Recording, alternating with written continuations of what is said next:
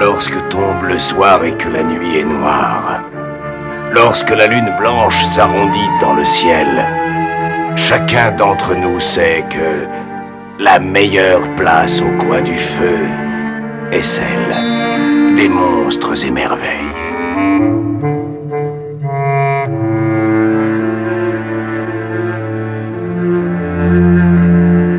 D'après une ancienne légende allemande.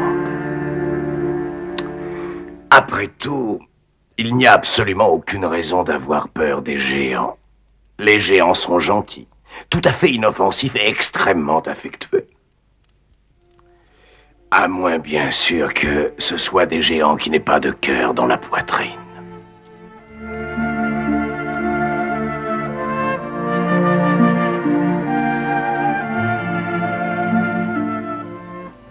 Pensez à toutes les choses désagréables que vous connaissez et ajoutez le mot géant devant. C'est ça que vous obtenez lorsqu'un géant n'a pas de cœur. Et un géant de ce genre, justement, terrorisait autrefois un pays tout au nord du monde, presque au bout du monde. Il avait caché son cœur quelque part. Tous ces sentiments gigantesques le fatiguaient beaucoup trop. Alors, il avait mis un nid de guêpes à la place de son cœur. C'était plus simple. Ce géant pouvait vous écrabouiller comme ça entre le pouce et l'index, et il le faisait assez souvent. Jusqu'à ce que, finalement, le vieux roi de ce lointain pays, qui était aussi bon que le géant était mauvais, l'attrape dans un piège géant et l'enferme dans une cellule géante. Bien. Très bien, oui. Et le géant y demeura pendant nombre d'années, et tout se serait bien terminé si seulement il n'y avait pas eu un léger problème. Un léger problème du nom de Léo, le plus jeune des 3 fils du roi, et incontestablement le plus curieux.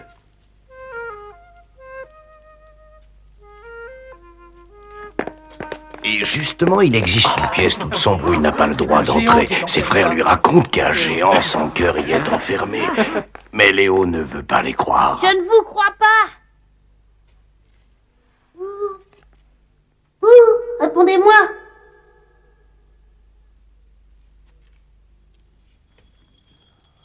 Qui est là? Êtes-vous un géant? Tapez une fois si vous êtes un géant et 2 fois si vous ne l'êtes pas. Avez-vous un cœur? 1 fois pour oui et 2 fois pour non. Un géant sans cœur dans la poitrine. Et le jeune prince se sauve, son imagination s'emballe, il est si excité. Pensez donc, un géant sans cœur est enfermé dans le château. Le lendemain, il est debout à l'aube et il passe devant sa mère. Léo, où est-ce que tu cours? Nulle part.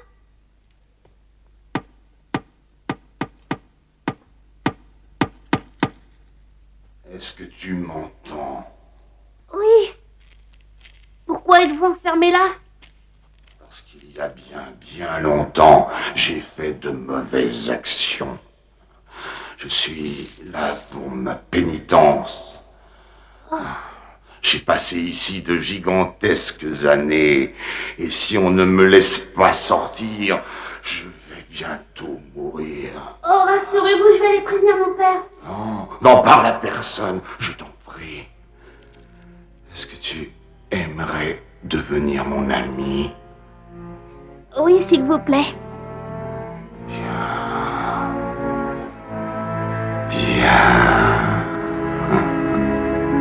Il est méchant, ce géant. Oh oui. Jour après jour, le petit prince va lui rendre visite. Il a envie de parler à tout le monde de son nouvel ami. Mais il ne doit pas. Il ne le faut pas. Alors il n'en fait rien. Et pendant ce temps, dans les obscures ténèbres du donjon, le géant sans cœur monte son plan. Les clés de mes verrous, sais-tu où elles sont accrochées? Je ne sais pas, non. Il y a longtemps, un garde a dit que le roi conservait ces clés au chevet de son lit. Oh, ces clés-là, elles sont énormes, gigantesques. Je croyais que c'était les clés de la salle du trésor. Oh non, ce sont les miennes, les clés de mon malheur. Voulez-vous que je vous dise? Je pense que si je prenais ces clés et que je vous laissais faire un tour, personne ne s'en apercevrait. Non, ce ne serait pas juste. Ceci est ma pénitence. Je la mérite. Ce n'est pas gentil de vous laisser là-dedans tout seul. Je parie que vos chaînes vous font mal. Quelquefois seulement. Dites ce que vous voudrez. Moi, je vais aller vous chercher ces clés. Cette nuit-là, dès que le château fut silencieux, Léo se glissa dans la chambre où dormaient profondément le roi, son père, et la reine, sa mère.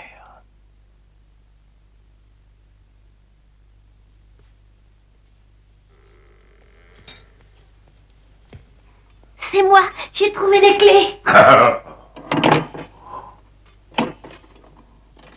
Qui va là? Dépêche-toi, fais vite. Elles sont trop grosses. C'est impossible. Pousse plus fort. Je n'y arrive pas.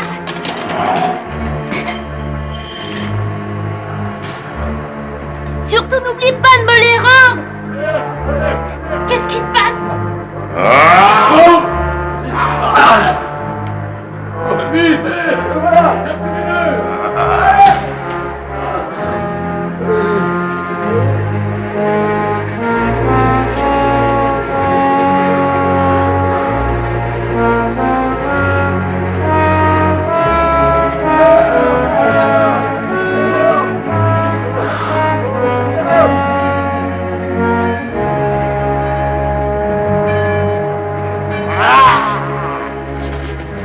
Que se passe-t-il? Nous sommes attaqués! C'est le géant, sire. Il s'est échappé. Mais qu'y a-t-il? Le géant s'est échappé. Léo, retourne dans ta chambre. Comment a-t-il pu s'enfuir après toutes ces années? Il avait les clés, monseigneur. Alors quelqu'un l'a aidé. Quelqu'un nous a trahis. Un pauvre fou. Seul un pauvre fou aiderait un géant sans cœur. Tout va recommencer. Léo, je t'ai dit de regagner ta chambre.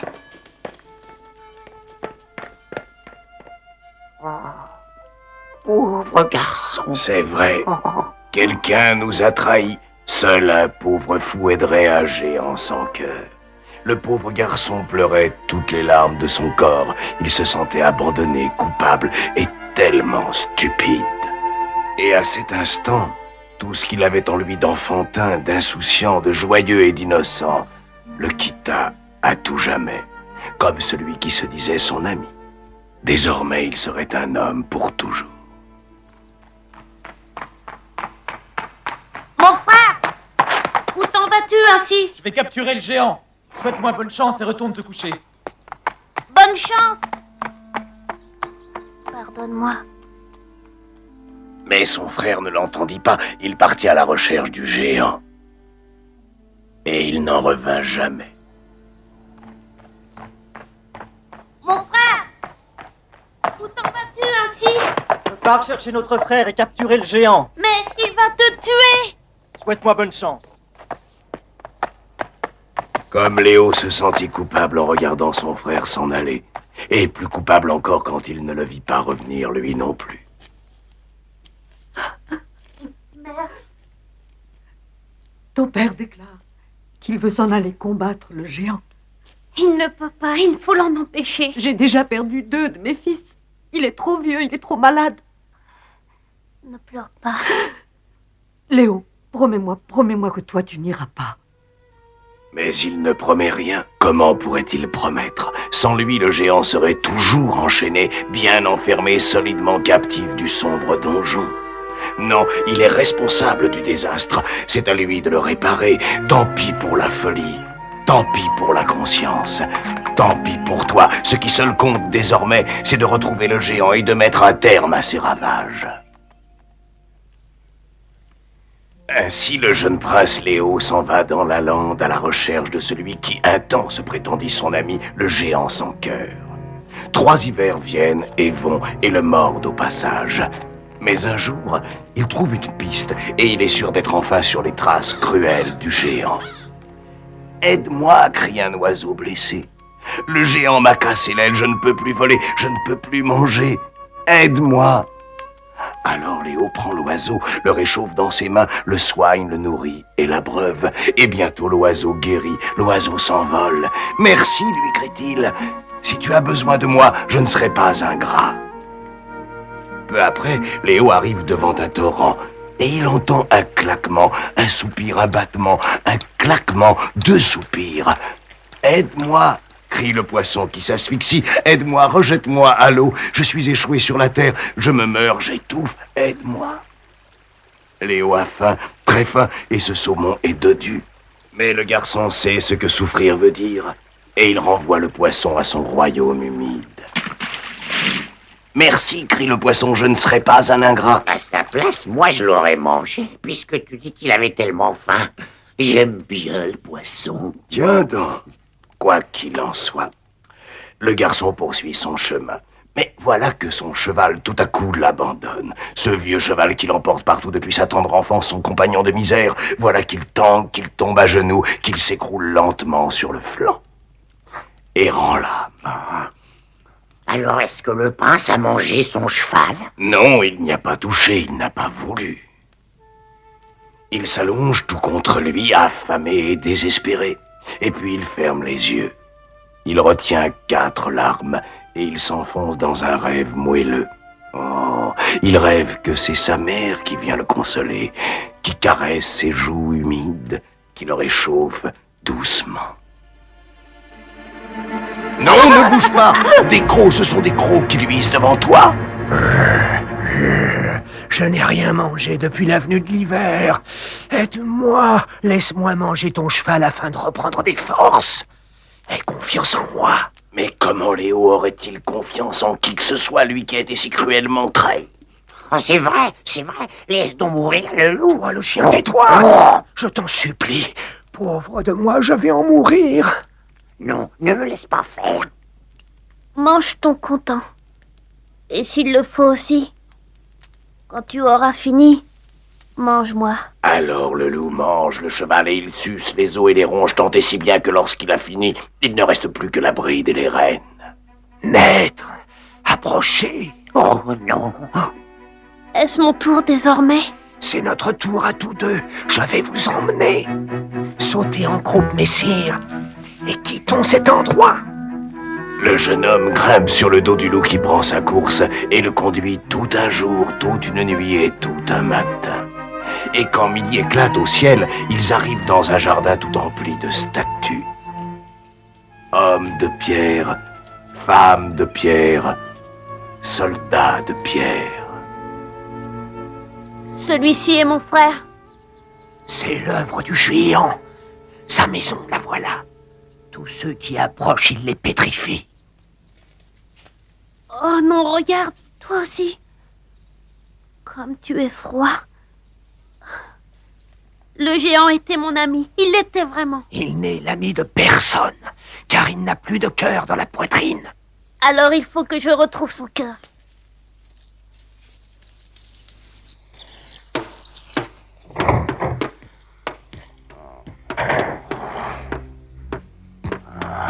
Où as-tu trouvé ce tambour? C'est le mien. C'est moi, Léo.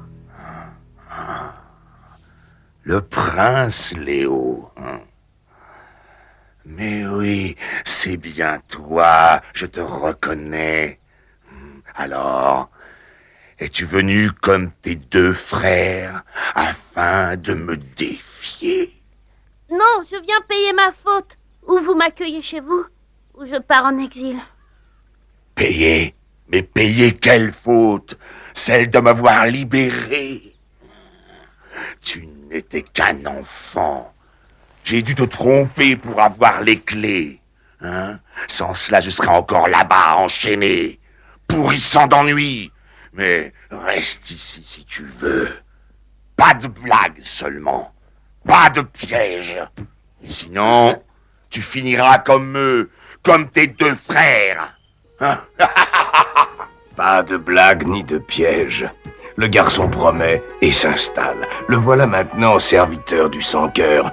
Semaine après semaine, il frotte, il récure, il gratte, il lave, il éponge, il balaie, et tout reluit bientôt qui était sali, tout brille qui était terni. Chaque soir, le géant rentre de ses sauvages randonnées, et il trouve une flambée joyeuse sur l'âtre de pierre blanche, le seuil lavé de frais, et ses culottes repassées. Il aime beaucoup.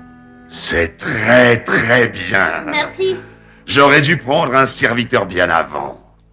Et je ne te traite pas si mal, n'est-ce pas, pour un géant sans cœur. Qu'avez-vous fait de votre cœur? Il est quelque part en sécurité. Je ne sens rien sans lui, c'est bien. Je n'ai jamais de peine. Je ne risque pas de mourir s'il se brisait. C'est vrai. Alors dites-moi où il est. Celui qui cherche trop peut rencontrer sa mort. Me suis-je bien fait comprendre? Oui. Mais je vais te le dire puisque tu veux le savoir. Mon cœur est dans cette armoire. Dans l'armoire, comme il bat le cœur du garçon. Comme il a hâte d'être au matin suivant.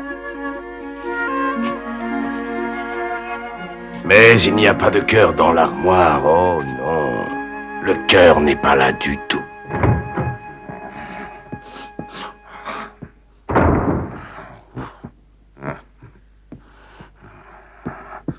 Me voici. Bonsoir, monsieur. Quel est ce parfum? Celui de la cire. Pourquoi as-tu ciré cette vieille armoire, dis-moi? C'est le berceau de votre cœur, il faut qu'il soit beau. Ah, tu as vraiment cru que mon cœur était rangé dans cette armoire? Quel imbécile! Il n'est pas dedans? Ah, bien sûr que non, il n'est pas là.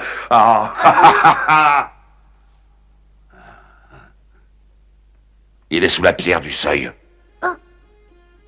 Alors, le matin suivant, dès que s'en va le sans-cœur, Léo court vers le seuil et cherche sous les marches des pierres, de la terre, de la poussière, des racines, mais point de cœur. Me voici. Qu'est-ce que c'est que ça? Oh, vous avez dû marcher sur le seuil, je viens de le repeindre. Quel petit nigaud! Tu pensais que mon cœur était caché sous le seuil? Enlève-moi ces sabots. Oui, monsieur. En fait, personne ne pourra jamais trouver mon cœur. Je vais te dire exactement où il se trouve, mais même ainsi, tu ne pourras jamais le voir. Loin d'ici, si loin que tu ne peux même pas l'envisager, si haute que tu ne pourras jamais l'escalader, il y a une montagne. Et sur la montagne, il y a un lac, et dans le lac, il y a une île, et dans l'île, il y a une chapelle, et dans la chapelle, un puits, et dans le puits, un canard, et dans le canard, un œuf. Et dans cet œuf, il y a mon cœur. Je vois. Non, ce n'est pas si simple, hein, petit brigand, hein, pas aussi facile, petit voleur, que ce que tu croyais. Non, ton père m'a attrapé une fois, et on ne m'attrapera plus jamais. Un œuf dans le canard, dans le puits, dans la chapelle, dans l'île, dans le lac, sur la montagne, impossible. Pourtant, cette nuit-là, Léo s'évade et il appelle son ami le loup. Hop, à califourchon, et ils s'agrippent bien fort et ils s'en vont, droit devant eux si vite qu'ils dépassent les ombres et la lumière. Et les voilà à la montagne, l'ascension, l'escalade. Et en haut, c'est bien vrai, ils trouvent un lac, et l'île dans le lac et la chapelle dans l'île. Mais la porte est verrouillée, et elle ne veut pas s'ouvrir. « Regarde !» dit le loup, tout là-haut, inaccessible, impossible à atteindre la clé. Nous ne pourrons jamais l'attraper.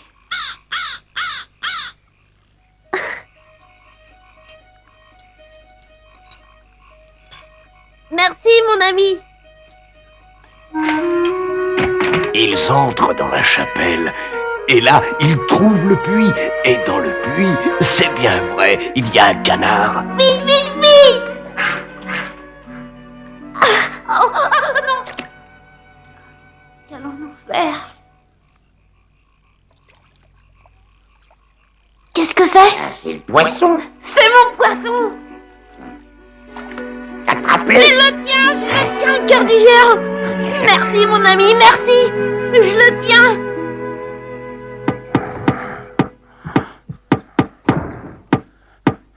Où étais-tu passé, hein? J'ai bonne envie de te frotter les oreilles. J'ai bonne envie de t'envoyer rejoindre tes deux frères. Arrête ça! Il y a des années, vous m'avez brisé le cœur. Maintenant, je vais briser le vôtre. Fais attention, s'il te plaît, ne l'abîme pas. Oh si, je vais le briser. Je vais le casser en miettes. Je vais en faire une omelette. Si vous ne libérez pas mes deux frères, ainsi que tous ces pauvres gens. Oui, je ferai tout ce que tu voudras. Regarde, je le fais. Voilà.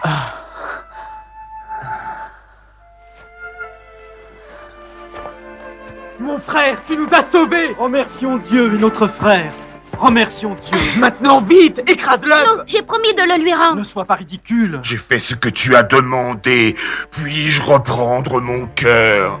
Vous le pouvez, je l'ai promis. Car je sais qu'avec votre cœur en place, vous ne serez plus méchant comme avant. Allez, écoute, mon...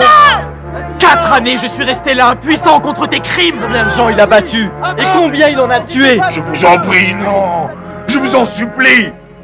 Tuez-le! Tuez-le! Œil pour œil! Et œuf pour œuf! Arrêtez, j'ai promis, arrêtez! Pour tout le mal que tu as causé, moi je vais nous venger! Oh. Oh. Ah.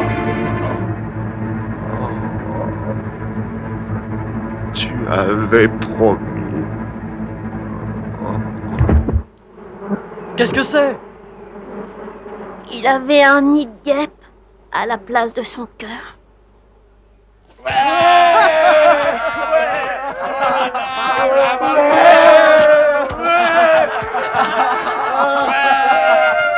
Peu à peu, la terre recouvrit le corps du géant, et une colline se forma.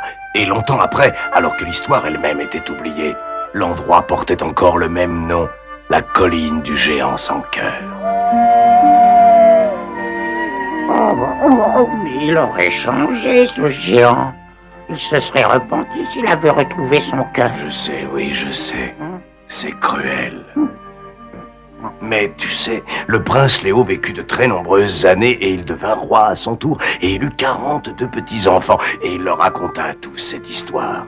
Mais quand il la racontait, le géant récupérait son cœur et il se repentait de tous les péchés qu'il avait faits. Parce que tu vois, quoi qu'il ait pu se passer ensuite, un petit prince avait un jour rencontré un géant et ils étaient devenus amis. Comme nous, quoi.